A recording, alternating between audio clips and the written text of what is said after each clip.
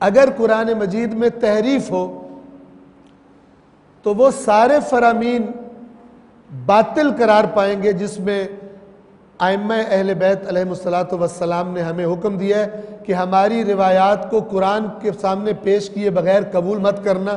ہماری روایات یعنی جو ہم سے منسوب ہو کے تم تک پہنچتی ہیں، چاہے کتابوں میں لکھی ہیں چاہے بتانے والے تمہیں بتاتے ہیں، خبردار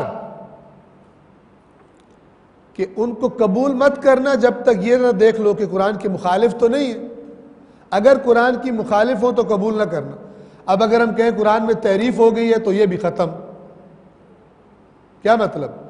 یعنی اللہ تبارک و تعالیٰ نے قرآن کو تحریف ہونے دیا، یہ دروازہ بند، اور ائمہ نے کہا تھا کہ جو معیار بتایا تھا اس پر پرکھ لینا، وہ بھی ختم. اور حضرت ابلیس اب کھل کے کھیل، جو دل ہے تیرا گھڑ کے بول. اب کوئی راستہ نہیں رہ گیا حق اور باطل کو الگ کرنے کا. لہذا تحریف قرآن کا نظریہ ایک بدترین خطا ہے جس کے بعض بڑے بڑے لوگ شکار ہوئے ہیں، چونکہ اس کے بارے میں حدیثیں بہت زیادہ آ گئی تھی. خوب ابلیس نے کام کرنا تھا ائمہ کے نام پہ گھڑ کے حدیثیں جو تحریف قرآن کے بارے میں ہو. آپ خود کر، وہی امام کے فرما رہا ہے، وہی امام فرما رہے ہیں کہ اس قرآن کو پڑھو، اس قرآن پر تدبر کرو.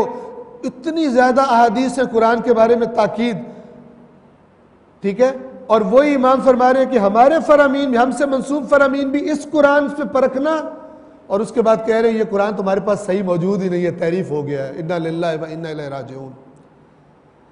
عقلی طور پر کمزور لوگ تھے، نافہم لوگ تھے جو تحریف قرآن کے قائل ہوئے.